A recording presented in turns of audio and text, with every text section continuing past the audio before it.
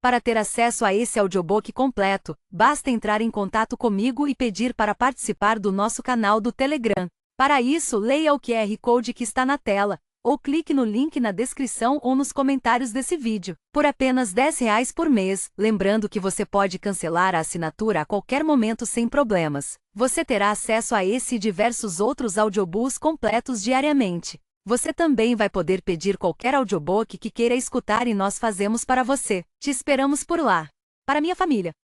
Estamos de novo diante da máquina de escrever, Lenora em sua cadeira de rodas e eu ao lado dela enquanto posiciono sua mão esquerda sobre o teclado. Uma folha em branco está encaixada no cilindro da máquina, substituindo a da noite anterior.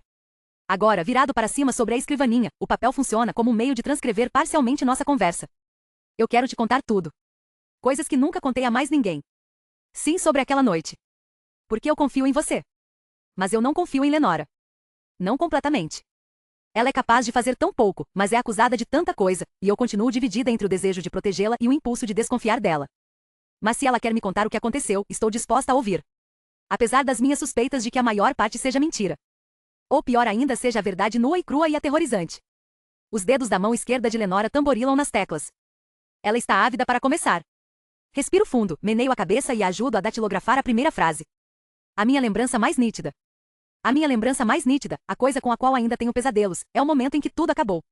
Eu me lembro do rugido do vento quando saí no terraço. A ventania vinha do oceano em rajadas uivantes que passavam de raspão no penhasco antes de me atingirem em cheio.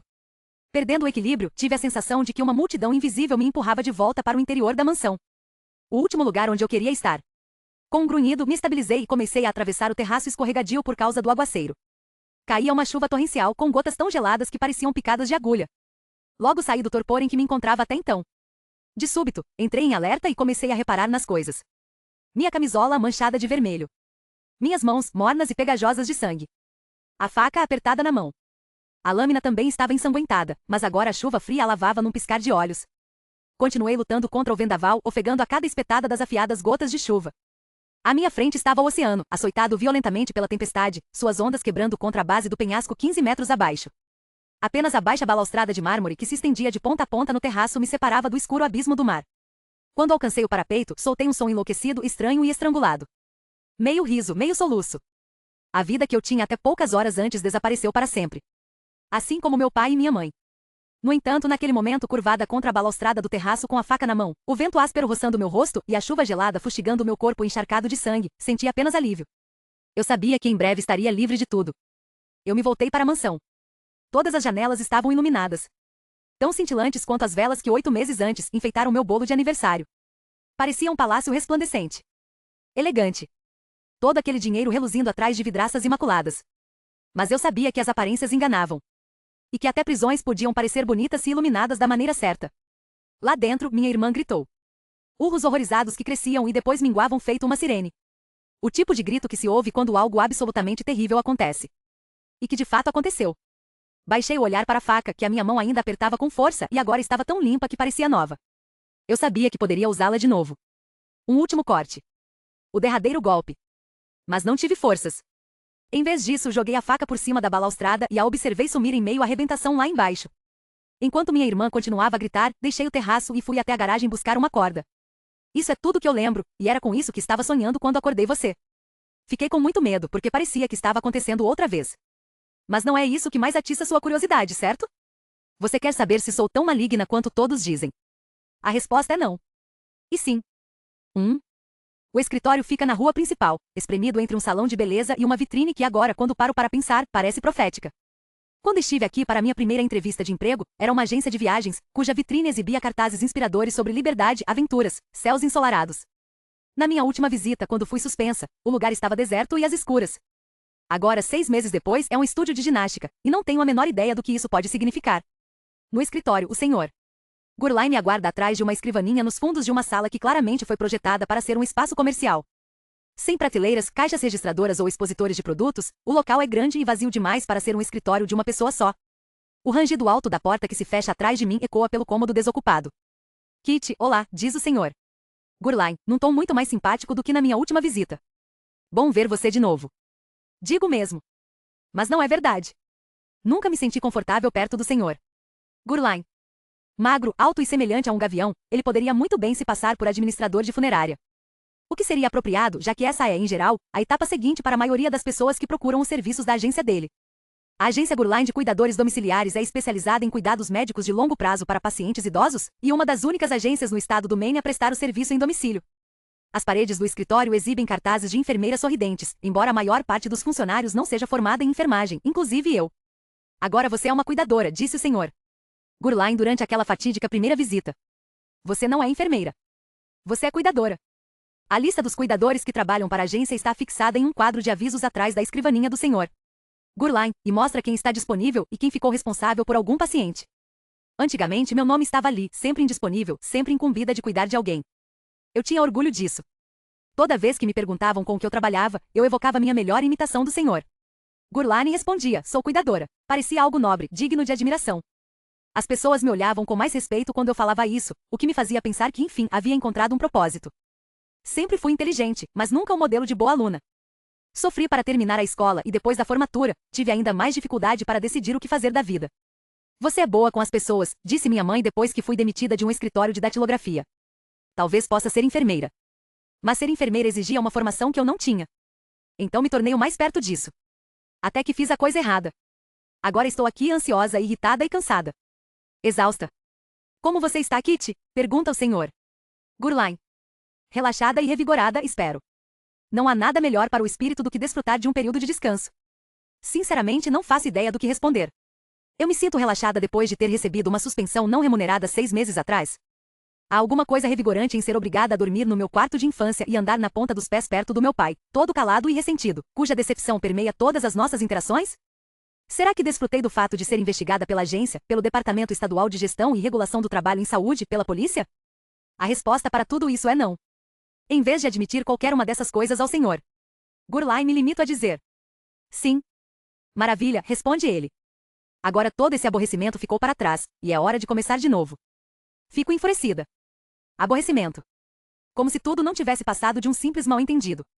A verdade é que eu trabalhava na agência havia 12 anos. Eu sentia orgulho do que fazia, era boa nisso. Eu me importava. Mas, assim que algo deu errado, o senhor Gurlain imediatamente me tratou como uma criminosa. Embora eu tivesse sido inocentada de qualquer irregularidade e recebido autorização para voltar a trabalhar, toda aquela provação me deixou furiosa e amarga. Sobretudo em relação ao senhor Gurlain. Não estava nos meus planos voltar para a agência. Mas a minha busca por um novo emprego foi um grande fracasso. Eu me candidatei a inúmeras vagas que não me interessavam, e mesmo assim ficava arrasada quando nem sequer era chamada para uma entrevista. Para ser repositora de um supermercado. Para operar a caixa de uma farmácia. Para fazer hambúrgueres na nova unidade do McDonald's com playground junto à rodovia. No momento, a agência Gurlain de Cuidadores Domiciliares é minha única opção. E por mais que eu odeie o senhor Gurlain, odeio mais ainda estar desempregada. Tem algum paciente novo para mim? Pergunto, tentando encerrar a conversa o mais rápido possível. Tem. A paciente em questão sofreu uma série de derrames há muitos anos e necessita de cuidados constantes. Tinha uma enfermeira particular em tempo integral, mas ela foi embora de repente. Cuidados constantes. Isso significa que você precisaria morar com ela, sim. Eu assinto, escondendo a surpresa. Achava que no meu primeiro trabalho de volta à agência, o senhor Gurlain me manteria por perto na rédea curta, me pediria para acompanhar algum idoso das 9 às 5 todo santo dia, um dos serviços que vez ou outra agência oferece com desconto para os moradores das redondezas. Mas esse me parece um trabalho de verdade. Moradia e alimentação estão incluídas, é lógico, continuou o senhor Gurlain. Mas você ficaria de plantão 24 horas por dia. Qualquer folga necessária terá que ser acertada de antemão entre você e a paciente. Está interessada? Claro que estou interessada. Mas uma centena de perguntas diferentes me impede de aceitar na hora. Começo com uma dúvida simples, porém importante. Quando esse trabalho começaria? Imediatamente. Com relação a quanto tempo vai durar, bem, se o seu desempenho for satisfatório, não vejo razão para que não permaneça com a paciente até que não seja mais necessário. Em outras palavras, até que a paciente morra. A cruel realidade de ser um cuidador é que o trabalho é sempre temporário. Onde fica a casa? Pergunto, na esperança de que seja em uma área remota do estado.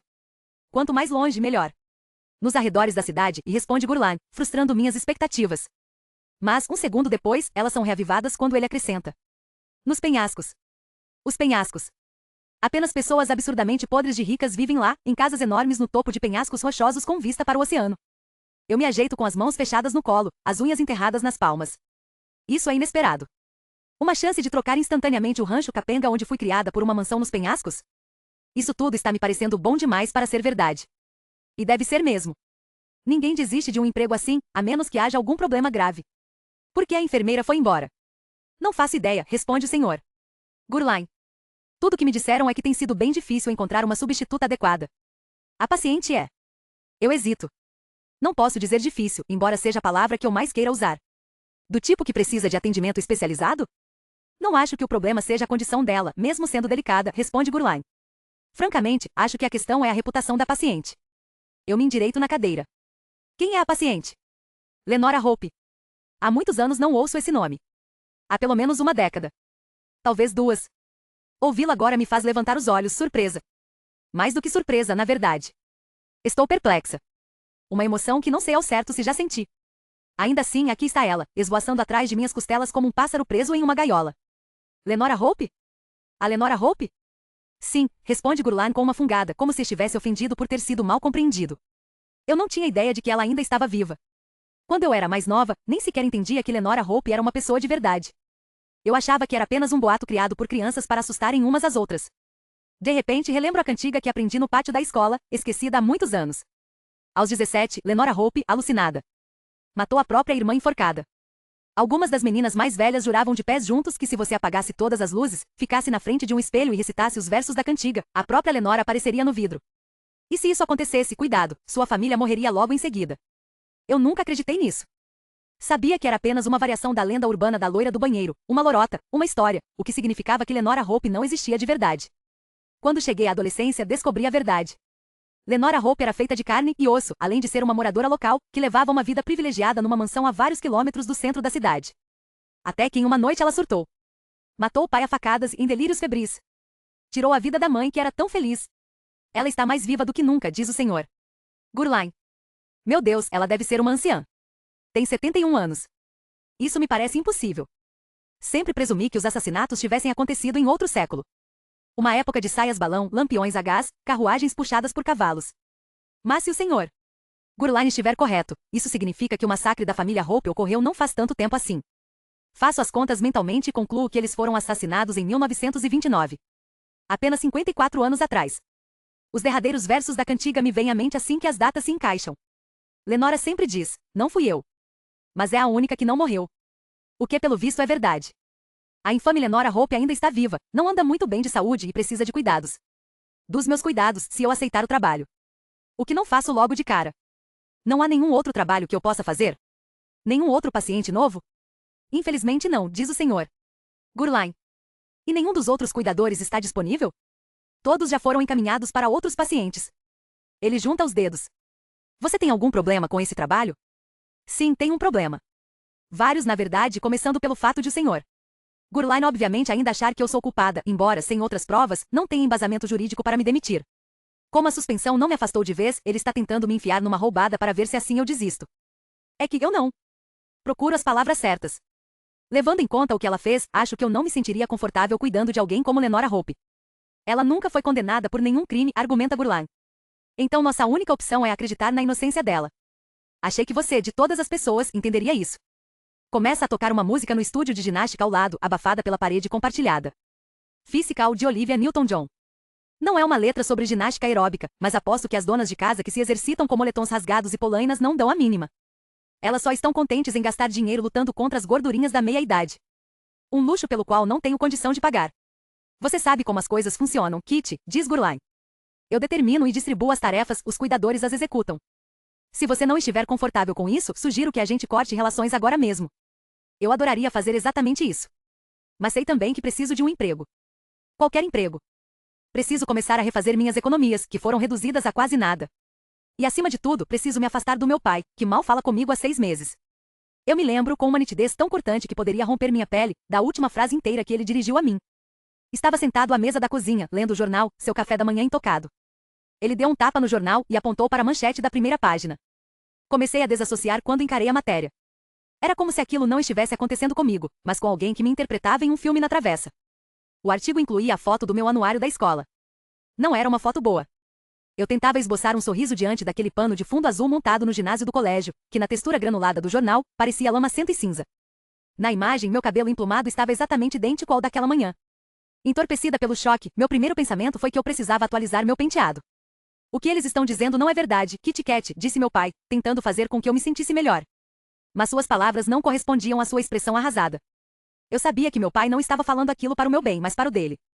Estava tentando convencer a si mesmo de que aquilo não era verdade. Meu pai jogou o jornal na lixeira e saiu da cozinha sem dizer nada. Desde então, nunca mais falou comigo direito. Agora, penso naquele silêncio longo, tenso e sufocante e decido. Eu topo. Aceito o trabalho. Digo a mim mesma que não será tão ruim assim. O trabalho é temporário.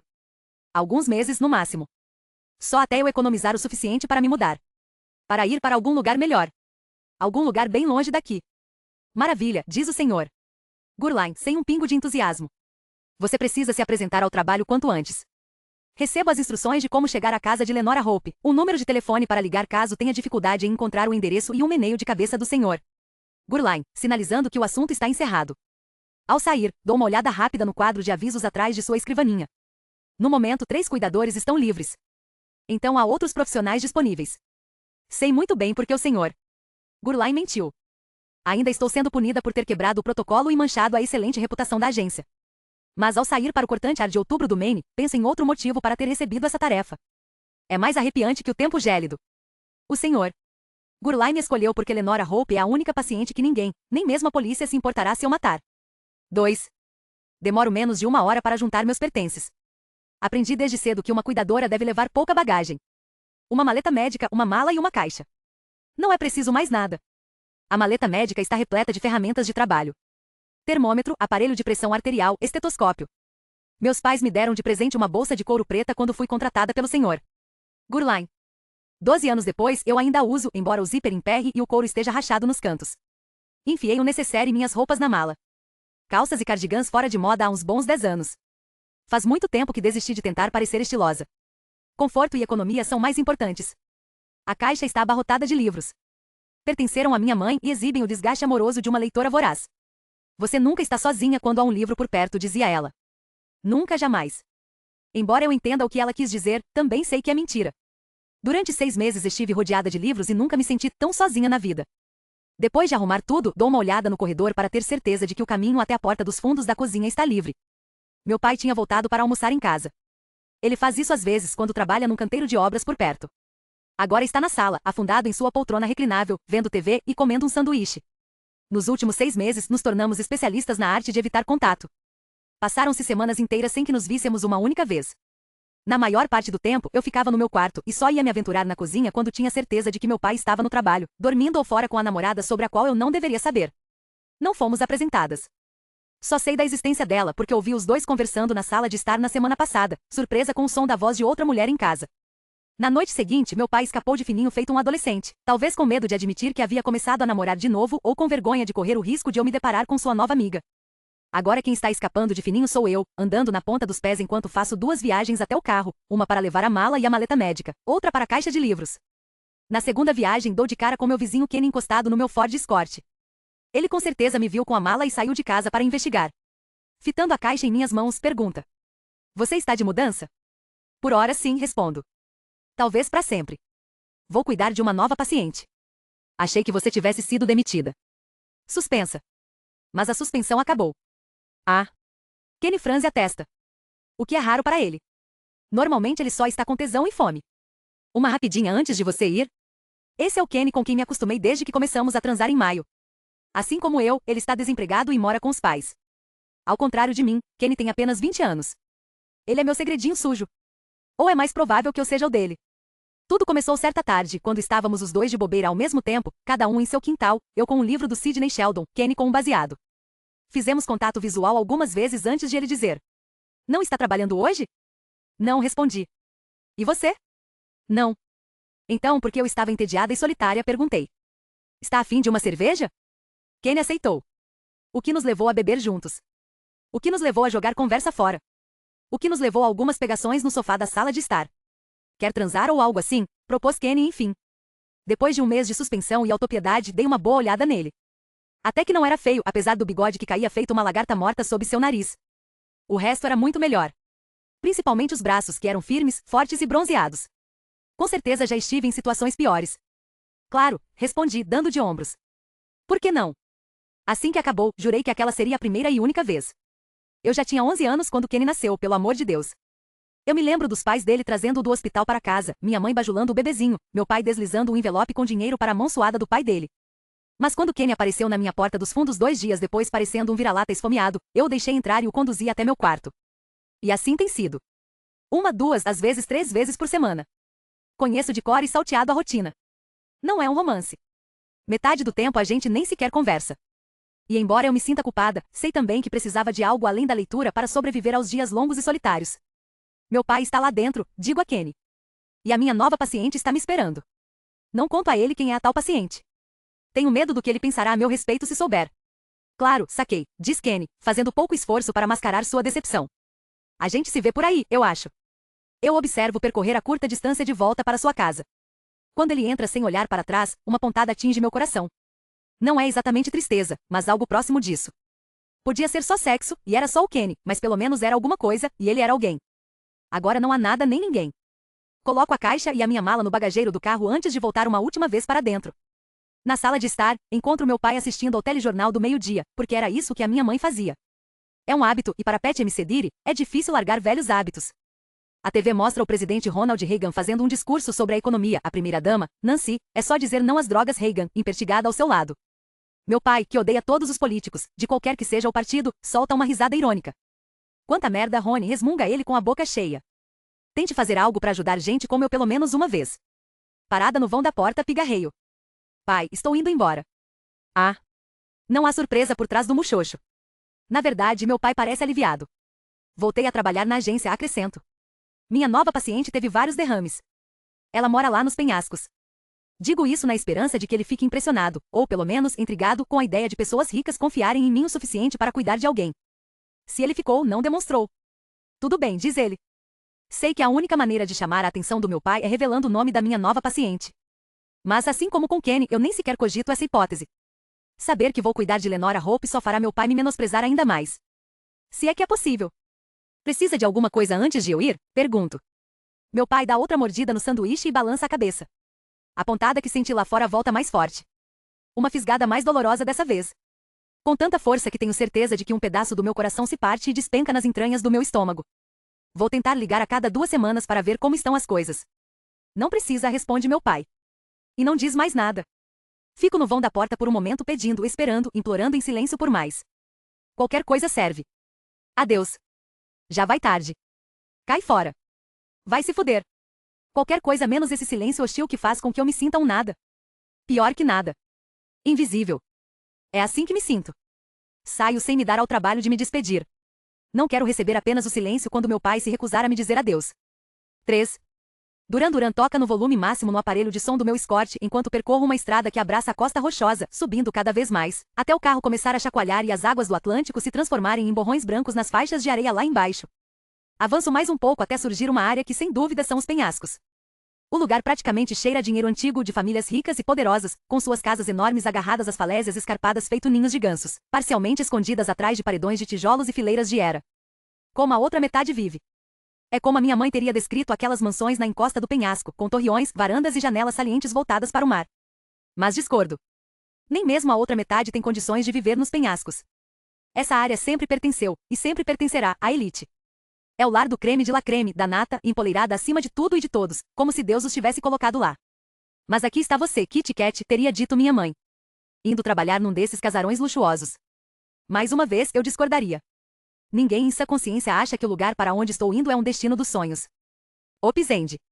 Até então, eu conhecia aquela casa apenas como a mansão dos Hope. As pessoas quase sempre mencionavam o local naquele tom sussurrado usado para falar sobre coisas trágicas. Agora sei por quê. Hope's End, o fim da esperança, o fim dos Hope, me parece um nome surpreendentemente apocalíptico para uma casa. Sobretudo se levarmos em consideração o que aconteceu lá. Meu conhecimento sobre os fatos não vai muito além do que diz a cantiga.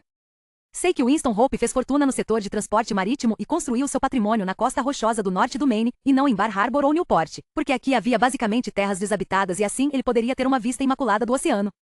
Sei também que Winston tinha uma esposa, Evangeline, e 2 filhas, Lenora e Virginia. E sei que numa noite de outubro muito tempo atrás, 3 pessoas da família foram assassinadas, e a 4ª membra do clã foi a principal suspeita. Uma menina de 17 anos. Não é de admirar que eu tenha pensado que aqueles versinhos mórbidos que aprendi entre os arbustos do parquinho atrás da escola fossem uma invenção. Tudo parecia gótico demais para ser real. Mas aconteceu de fato. Agora é uma lenda urbana. O tipo de coisa sobre a qual as crianças conversam entre sussurros nas festas de pijama, e que os adultos não têm coragem de mencionar. Lenora, a única que sobrou, afirmou ser inocente. Ela disse aos investigadores que estava dormindo e só soube dos assassinatos depois que acordou, desceu as escadas e encontrou a família morta. O que ela não conseguiu explicar à polícia era quem mais poderia ter cometido o crime. Ou como. Ou por quê. Lenora tampouco conseguiu explicar porque não foi um dos alvos do assassino, o que levou a polícia a considerá-la uma suspeita, embora ninguém pudesse provar. De maneira muito conveniente, todos os empregados estavam de folga naquela noite, o que eliminou quaisquer testemunhas possíveis. Sem nenhuma evidência concreta que a ligasse aos crimes, Lenora nunca chegou a ser indiciada. Mas basta ouvir a cantiga infantil para saber o que os moradores da cidade pensam. O primeiro verso, aos 17, Lenora Hope, alucinada, já entrega quem é a culpada de tudo. Não me surpreende. Não existe esse negócio de presunção de inocência. Eu sei disso por experiência própria. Depois de a cidade julgar e condenar Lenora Hope, ela se escondeu na casa da família para nunca mais ser vista, embora isso não tenha impedido as pessoas de tentar. Quando eu estava nos últimos anos da escola, era comum grupos de meninos se desafiarem a entrar na propriedade e espiar pelas janelas para terem um vislumbre de Lenora. Pelo que sei, nenhum deles jamais conseguiu, o que rendeu a sorte. Hope meu respeito relutante. Eu adoraria ser capaz de desaparecer assim. Mais à frente, o terreno se eleva um pouco mais, e a estrada se inclina para encontrá-lo. O escorte dá outro solavanco no momento em que avisto ao longe uma muralha de tijolos iluminada pelo sol. É tão alta que bloqueia qualquer indício do que existe por trás dela e velha o suficiente para que a estrada se curve à sua volta, como que em sinal de respeito. Sigo a curva, dirigindo devagar até ver palavras pichadas em um azul neon sobre os imponentes tijolos vermelhos da muralha, que só confirmam que estou no lugar certo.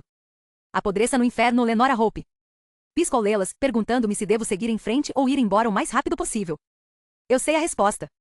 Mas é exatamente o que não posso me dar ao luxo de fazer. Então avanço levando o escorte para mais perto do portão ornamentado que cobre uma lacuna da muralha vandalizada. Do outro lado, a entrada de carros corta uma parte do gramado esmeralda em direção à casa dos Hope. Olhando bem, eu me pergunto por que alguém a chamaria de casa. Não é uma casa. É uma mansão. Algo que eu não via pessoalmente desde o dia em que meus pais me levaram para passear em Bar Harbor, quando eu tinha 14 anos. Eu me lembro do meu pai ficar o passeio inteiro reclamando dos ricaços desgraçados que construíram seus palacetes ali. Deus sabe o que ele diria sobre Hope's End, que eclipsa todas as imponentes mansões daquela cidadezinha snob. É maior. Mais majestosa. Poderia pertencer a um personagem de Dallas ou Dinastia ou de qualquer outra novela boba que minha mãe assistia no horário nobre. Com 3 andares e tão larga quanto um cruzeiro, a mansão é o resultado dos excessos da Era Dourada. As paredes são de tijolo vermelho. Ao redor das portas duplas da entrada e de todas as janelas, há primorosos detalhes em mármore que não têm serventia alguma, exceto mostrar quanto dinheiro a família Hope um dia já teve. Uma fortuna, a julgar pela quantidade de volutas e arabescos esculpidos à mostra. As janelas do terceiro andar conservam mármore, mas se projetam do telhado inclinado de onde brotam uma dúzia de chaminés estreitas que se assemelham a velas em um bolo de aniversário. No portão há um pequeno interfone. Abro a janela do carro e me estico para apertar o botão. 30 segundos se passam antes que ele ganhe vida, crepitando em uma explosão de estática seguida por uma voz feminina. Sim. Não é uma pergunta. A voz está carregada de impaciência, tanto quanto 3 letras são capazes de conter. Oi. Meu nome é Kitty M. Cedire. Faço uma pausa para permitir que a dona da voz também se apresente. Como ela não fala nada, acrescento. Trabalho na agência Gurline de cuidadores domiciliares. Eu sou a nova cuid. A mulher me interrompe com um conciso "vem até a casa", depois o aparelho se silencia. Diante do carro, o portão começa a se abrir, emitindo um tremor nervoso, como se estivesse assustado com a minha presença. O metal rende com um movimento vagaroso, o que me faz pensar na frequência com que Hope's End recebe convidados. Não muita, presumo, quando o portão se detém com um ruído, embora esteja apenas aberto pela metade. Avanço devagar, calculando se há espaço suficiente para o carro passar. Não há. Não se eu quiser manter os 2 espelhos laterais, o que sem dúvida é a minha intenção. Meu orçamento, nas atuais condições, não inclui reparos no escorte. Estou prestes a sair do carro e empurrar eu mesmo ao portão quando ouço uma voz masculina ao longe. Emperrou de novo? Ele se aproxima, empurrando um carrinho de mão atulhado de folhas secas. É um homem bonito. 30 e poucos anos. Em ótima forma física, pelo que posso deduzir sob a camisa de flanela e a calça jeans manchada de terra. A barba está cheia e o cabelo está um pouco grande demais, de modo que fica levemente ondulado na nuca. Eu estaria interessadíssima em circunstâncias diferentes. Completamente diferentes. Algo do tipo se minha vida fosse outra. Assim como não tenho condições de bancar consertos de carro, não tenho como lidar com complicações amorosas agora. E não, que ele não conta. Não sei se isso já aconteceu alguma vez, digo pela janela do carro aberta, mas agora está emperrado, sem dúvida. Aconteceram algumas vezes, na verdade, responde o homem, abrindo um sorriso adoravelmente torto. Esta deve ser, tipo, a 10ª. Sempre me esqueço de colocar consertar o portão na lista de centenas de outras coisas que preciso fazer por aqui. Você é a nova enfermeira? Cuidadora, respondo. Uma correção necessária. As enfermeiras fazem faculdade de enfermagem. Cuidadoras como eu recebem treinamento especializado, 180 horas obrigatórias exigidas pelo estado do Maine em que nos ensinam o básico. Verificar os sinais vitais, ministrar medicamentos, fisioterapia leve. Mas explicar tudo isso a um desconhecido não vale a pena. Então deixa eu abrir este portão para que você possa começar. Do bolso de trás da calça jeans, o homem tira um par de luvas de trabalho que enfia nas mãos. Segurança em primeiro lugar. Aprendi do pior jeito, de vez em quando este lugar morde. Ele puxa o portão com força, que solta um rangido tão medonho que poderia ser descrito como um grito de dor, se tivesse vindo de alguém sob meus cuidados. Você trabalha aqui em tempo integral? Pergunto, levantando a voz para que o homem me ouça em meio à barulheira do portão. Sim, responde ele. Não somos muitos agora, mas antes este lugar tinha um monte de empregados. Tinha jardineiro, caseiro e um faz-tudo, além de vários ajudantes de meio período. Agora sou eu que faço tudo isso. Você gosta daqui? O homem puxa o portão uma última vez, liberando a passagem. Virando-se para mim, ele diz: se eu tenho medo daqui, é isso que você quer saber? Sim, é isso que eu quero saber. Queria que tivesse soado como uma pergunta inocente. Uma pergunta comum, levando em conta o que aconteceu aqui. No entanto, deveria ter previsto que minha dúvida poderia ser entendida como extremamente indelicada. Eu só. Tá tudo bem, diz ele. Você está apenas curiosa. Eu sei o que as pessoas além destes muros dizem sobre esta casa. Acho que isso significa não. Uma suposição correta. O homem tira uma das luvas e estende a mão. A propósito, meu nome é Carter. Eu a aperto. Kit M. Cedire. Muito prazer em conhecer você, Kit. Tenho certeza de que a gente vai se esbarrar por aí. Hesito antes de avançar com o carro. Obrigada por me ajudar com o portão. Não sei o que eu teria feito se você não tivesse aparecido. Acho que você teria conseguido de alguma forma. Carter me estuda, inclinando a cabeça, cheio de curiosidade. Você me parece ser bem despachada. Eu era. Não sou mais. Pessoas despachadas não são suspensas do trabalho, e quando são, conseguem encontrar um emprego novo e não moram na casa dos pais com 31 anos. Ainda assim, aceito o elogio com um meneio de cabeça. Mais uma coisa, diz Carter, aproximando-se da janela aberta do carro e se abaixando para ficarmos cara a cara. Esqueça o que todo mundo diz a respeito de Lenora Hope e do que aconteceu aqui. Eles não sabem do que estão falando. A sorte. Hope é totalmente inofensiva. Embora esteja tentando me tranquilizar, as palavras de Carter apenas tornam a situação bizarra em que me encontro ainda mais real. Sim, quando saí do escritório do Sr. Gurlane eu já sabia qual era o trabalho. Contudo, eu tinha apenas uma noção abstrata da coisa toda, com a qual não me preocupei enquanto fazia mala, lidava com o silêncio do meu pai e tentava encontrar o local. Mas agora que estou aqui, a constatação me atinge como um soco no estômago. Estou prestes a conhecer uma mulher que matou a própria família. Supostamente matou a própria família, faço questão de lembrar a mim mesma. Lenora nunca foi condenada por nenhum crime, como o Sr. Gurlane, de forma tão mesquinha, apontou. No entanto, quem mais além de Lenora poderia ter cometido os assassinatos? Não havia mais ninguém na casa, nenhum outro suspeito, nem qualquer outro sobrevivente. O último verso da cantiga volta aos meus pensamentos. Mas é a única que não morreu. Um arrepio percorre minha espinha quando me afasto de Carter e sigo em direção à casa principal. Dirijo devagar, os olhos fixos na mansão imponente. Porém, à medida que me aproximo, a luxuosa grandiosidade do lugar desaparece feito neblina, revelando o abandono escondido em plena vista. De perto, percebo que o Opus End está caindo aos pedaços. Uma das janelas do segundo andar está sem os vidros, e uma tábua de madeira compensada cobre o buraco. Nacos de mármore quebrado se soltaram dos detalhes em torno de algumas portas e janelas. No telhado falta cerca de 1/5 das telhas de ardósia, o que lhe dá um aspecto desgastado e esburacado que sinceramente é um alívio. Até que enfim, um lugar tão destruído quanto eu me sinto.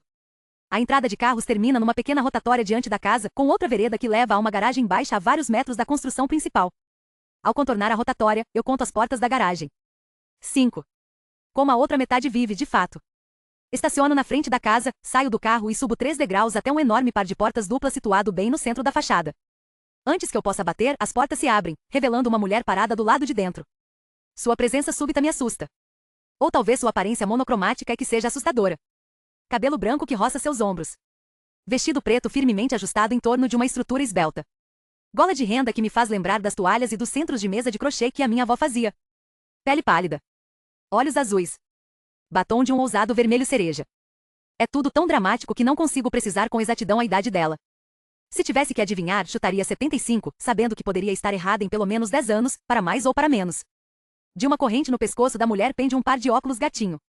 Ela os leva ao rosto e me fita por um segundo, uma avaliação instantânea. Senhorita. M. Cedire, diz por fim. Bem-vinda. Obrigada, digo, embora não haja nenhum vestígio de simpatia no tom daquela senhora. Está claro que ela é a pessoa com quem conversei pelo interfone. A voz desinteressada é inconfundível. Sou a senhora Baker, a governanta, anuncia a mulher. Ela faz uma pausa para examinar o que estou vestindo, e pelo visto conclui que meu casaco deixa a desejar. É de lã azul e está com tantas bolinhas de pelo que nem dá mais para contar. Eu tenho há tanto tempo que já não lembro quando ou onde o comprei. Ou talvez a aparente aversão da senhora Baker esteja reservada ao que está por baixo do casaco. Camisa branca. Saia cinza. Sapatilhas pretas que usei pela última vez no funeral da minha mãe. Se for isso, não posso fazer nada. São as melhores roupas que tenho. Após um momento de clara hesitação, a senhora Baker acrescenta: Entre, por favor. Eu também hesito, adiando minha entrada. É a abertura da porta que me faz parar. Larga e alta, circundada por mais detalhes em mármore, em alguma medida, parece uma boca escancarada. Ao olhar para ela, me lembro de algo que Carter disse. De vez em quando este lugar morde. É uma completa surpresa, já que a casa onde eu morava não parecia mais um lar desde a morte da minha mãe. Mas havia sido um lugar feliz em outros tempos, cheio de lembranças igualmente felizes. Natais cobertos por neve e bolos de aniversário, e a minha mãe com seu ridículo avental florido fazendo rabanada nas manhãs de domingo. Hope End tem alguma lembrança feliz? Ou todas elas desapareceram naquela noite horrenda? A tristeza é a única coisa que resta? Vai entrar, querida, indaga a senhora Baker depois de pigarrear, impaciente. Parte de mim não quer entrar. O lugar inteiro, o tamanho, a ostentação e principalmente a reputação, me faz querer dar as costas e ir embora. Mas então penso no meu pai, no meu quarto, no pouco dinheiro que me resta na poupança. Nada disso vai mudar se eu não fizer algo a respeito. Se eu for embora, o que quero desesperadamente fazer, ficarei empacada no mesmo limbo em que vivi nos últimos 6 meses. Mas trabalhar aqui, mesmo que por apenas algumas semanas, pode mudar tudo. Tendo isso em mente, respiro fundo, passo pela porta e deixo que Hope End me engula inteira. 4. O lado de dentro de Hope End é um pouco melhor que o de fora. Logo além da porta há um grande hall de entrada com azulejos de mármore, cortinas de veludo nas janelas e tapeçarias nas paredes. O mobiliário varia de vasos com palmeiras a elegantes cadeiras de madeira com almofadas de brocado empoeiradas. No alto, um céu pintado a óleo, cheio de nuvens rosadas, adorna o teto abobadado. Tudo parece simultaneamente refinado e desmazelado e congelado no tempo. Como o saguão de um hotel 4 estrelas que décadas atrás foi abandonado de repente. À esquerda, em um longo corredor, há janelas altas e uma única porta aberta, que se estende até um par de largas portas duplas, por ora fechadas. Em seguida, faz uma curva acentuada à direita, desaparecendo numa esquina. À direita, há outro corredor que oferece acesso direto a uma sala ensolarada. No entanto, só consigo prestar atenção no que está à minha frente. Do lado oposto da porta principal, há uma suntuosa escada com carpete vermelho que começa com uma dúzia de degraus antes de se dividir em duas como um par de asas. Cada metade simétrica se curva em direção ao segundo andar. Sobre o patamar ao centro paira um vitral, através do qual se projetam raios de sol em matizes de arco-íris que colorem o carpete. A grande escadaria, diz a senhora Baker. Construída em 1913. Pouca coisa mudou desde então. O senhor Hope fez questão de escolher um design que fosse atemporal. Ela continua andando, e os estalidos de seus saltos no piso de mármore soam como um metrônomo. Sigo atrás dela, tropeçando um pouco no chão, que é irregular em alguns pontos, infunando e ondulando como o oceano lá fora. Você pode buscar seus pertences mais tarde, diz a senhora Baker. Achei que seria bom conversarmos no solário primeiro. É um cômodo bem alegre. Só acredito vendo. Até agora, nada em Hope End sugere alegria, nem mesmo as poucas partes bonitas. A desgraça e a desolação parecem ter fixado residência nos recantos do lugar, acumuladas feito teias de aranha. Um pesado clima de mau agouro também é palpável, um frio no ar, alguma coisa intangível e salgada que me faz estremecer. Eu sei que é apenas minha imaginação. 3 pessoas morreram aqui. De forma hedionda se acreditarmos na lenda. Saber desse tipo de coisa pode mexer com a cabeça de uma pessoa. Como que para ilustrar esse ponto, passamos por uma pintura a óleo emoldurada de uma adolescente com um vestido de cetim cor-de-rosa. A sorta. Hope, diz a senhora Baker ao passar rapidamente pelo quadro, sem se dar ao trabalho de olhar para ele. Foi encomendado pelo pai em comemoração ao aniversário da filha. Ao contrário da senhora Baker, eu paro para olhar. Lenora está sentada em um divã branco, com um papel de parede cor-de-rosa listrado atrás dela, e logo acima do ombro, a ponta de um espelho com moldura dourada. Ela está inclinada no braço do divã, um tanto desajeitada. Suas mãos repousam sobre o colo com os dedos entrelaçados, sugerindo uma tensão que o pintor se esforçou para disfarçar com uma pose descontraída demais. Sua pele pálida e os traços delicados me fazem pensar em uma flor pouco antes de desabrochar. A jovem Lenora tinha um nariz delicado, lábios cheios e olhos verdes quase tão brilhantes quanto os vitrais da grande escadaria. Ela fita diretamente o pintor, com uma centelha de malícia no olhar, quase como se soubesse o que as pessoas diriam a seu respeito nas próximas décadas. 5 passos à minha frente, a senhora Baker se vira para me lançar um olhar impaciente. O solário é por aqui, sorta. MC Diri. Dou uma última olhada no retrato de Lenora e sigo em frente. Outros 3, idênticos em formato e tamanho, estão enfileirados ao lado dele, todos escondidos por crepe de seda preto. Em vez de estar estendido sobre as pinturas, a seda foi esticada e presa no lugar com pregos cravados nas molduras. Todo esse esforço, porém, não os esconde por completo. Por trás do tecido fino consigo entrevê-los vagamente, indistintos e sem traços característicos. Como fantasmas. Winston, Evangeline e Virginia Hope. E Lenora é a única que ainda está à vista por ser a única que sobrou. Alcanço a senhora Baker, seguindo-a a passos ligeiros até o fim do corredor, passando por aposentos cujas portas firmemente cerradas parecem indicar lugares proibidos. Sinto breves calafrios ao passar por cada uma delas. Correntes de ar, digo a mim mesma. Acontece o tempo todo em mansões grandes e antigas como esta. Pelo menos o solário é mais iluminado que o restante da casa, ainda que não exatamente alegre. A mobília consiste no mesmo tipo de antiguidade obsoleta que abarrota outros cômodos de Hope's End. Há elementos em veludo, bordados e borlas por toda parte. Na outra extremidade do cômodo encontra-se um piano de cauda, sua tampa abaixada mais firme que um caixão lacrado. As fileiras de janelas do chão ao teto ao longo de 2 paredes só deixam o cômodo mais abafado. Uma delas dá para o gramado, onde avisto Carter ao longe, ocupado juntando folhas caídas. A outra fileira dá para um terraço vazio. Uma pequena balaustrada de mármore, que mal alcança a cintura, percorre toda a extensão do terraço. Não consigo ver nada além dela porque, na verdade, não há mais nada para ver. Apenas uma infinita vastidão de céu azul que faz parecer que a mansão está flutuando no ar. Passo mais alguns segundos admirando a vista antes de a senhora Baker apontar para um sofá de veludo vermelho. Por favor, sente-se. Eu me acomodo bem na beirada do sofá de 2 lugares, como se estivesse com medo de quebrá-lo. E estou mesmo. Tudo em Hope's End parece tão antigo e tão caro que imagino que nada aqui possa ser substituído. A senhora Baker não demonstra esse tipo de hesitação quando se senta na poltrona à minha frente. O movimento faz com que uma nuvem de poeira se levante do tecido. Agora sorta. MC Deary, diz ela, conte-me um pouco sobre você. Antes que eu tenha chance de falar, alguém irrompe na sala com passos pesados e um barulho de algo chacoalhando. Uma jovem chega carregando um balde de metal na mão enquanto, com a outra, arrasta atrás de si um aspirador de pó. Quando nos vê, ela paralisa imediatamente, o que me dá alguns segundos para apreciar seu visual chamativo. Tem por volta de 20 anos, se tanto, e usa um uniforme formal de empregada doméstica que não ficaria deslocado em um filme antigo em preto e branco. Vestido preto na altura dos joelhos e gola branca engomada com pontas justas e alinhadas. Seu avental branco tem uma mancha bem nítida no lugar onde ela provavelmente enxuga as mãos. O restante dela, porém, é pura modernidade. No cabelo, tingido em um tom extravagante de vermelho, há 2 mechas azul neon que descem pelos lados do rosto, penduradas como os tentáculos de um polvo. Um tom semelhante de azul percorre suas pálpebras. Seu batom é rosa chiclete. As maçãs do rosto estão pintadas num tom mais escuro de cor-de-rosa.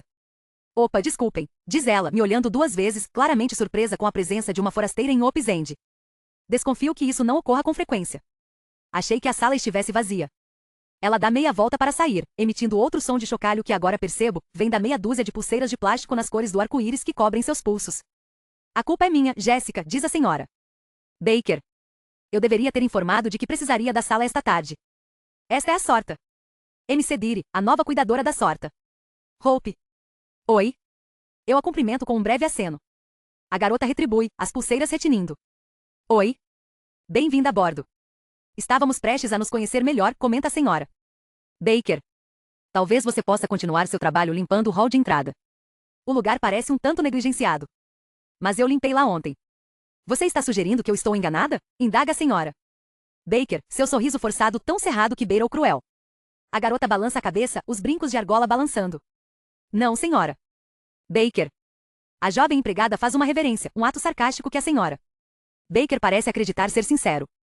Em seguida, a faxineira sai, mas não sem antes me lançar outro olhar curioso, arrastando consigo o balde, o aspirador e os adereços chacoalhantes. Por favor, queira perdoar a Jéssica, diz a senhora Baker. É tão difícil encontrar bons empregados hoje em dia. Ah. É a única coisa que respondo. Eu também não sou considerada uma empregada? E a própria senhora Baker também não é? Ela coloca os óculos, ajustando-os na ponta do nariz antes de me encarar através das lentes grossas. Agora sorta. MC Deary. Pode me chamar de Kitty. Kitty, diz a senhora Baker, despejando meu nome da sua língua com desdém, como se tivesse um gosto ruim. Presumo que seja a abreviação de alguma coisa. Sim. Dick Trede. Um pouco sofisticado para um primeiro nome. Eu entendo o que ela quer dizer. Sofisticado demais para alguém como eu. Era o nome de solteira da minha avó materna. A senhora Baker faz um barulho. Não é exatamente um de indiferença, mas quase. E sua família? De onde é? Daqui mesmo, digo. Você terá que ser mais específica do que isso. Mais uma vez, eu entendo. Existe mais de um aqui. Há as mansões nos penhascos, morada das famílias abastadas que os Hope dominavam. E há o resto, todos os outros. Daqui da cidade, respondo. A senhora Baker assente. Foi o que pensei. Meu pai faz tudo e minha mãe era bibliotecária, explico, tentando convencê-la de que minha família é tão digna de respeito quanto os Hope e sua laia. Interessante, diz a senhora Baker, deixando claro que sua opinião é exatamente o contrário. Você tem bastante experiência como cuidadora? Tenho. Fico tensa, sem saber até que ponto ela já sabe. O que o senhor Gurlain lhe contou? Muito pouco. Eu gostaria de poder dizer que recebi as mais altas recomendações sobre você, mas isso seria mentira. Não me disseram quase nada a seu respeito. Respiro fundo. Isso pode ser uma coisa boa. Ou talvez não, por outro lado. Significaria que se ela me perguntar, terei que explicar tudo sozinha. Por favor, não pergunte, eu penso. Eu trabalho com a agência Gurlain de cuidadores domiciliares há 12 anos, explico. Isso é bastante tempo. A senhora Baker sustenta meu olhar, sua expressão indecifrável. Presumo que você tenha aprendido muito nesses 12 anos. Aprendi sim.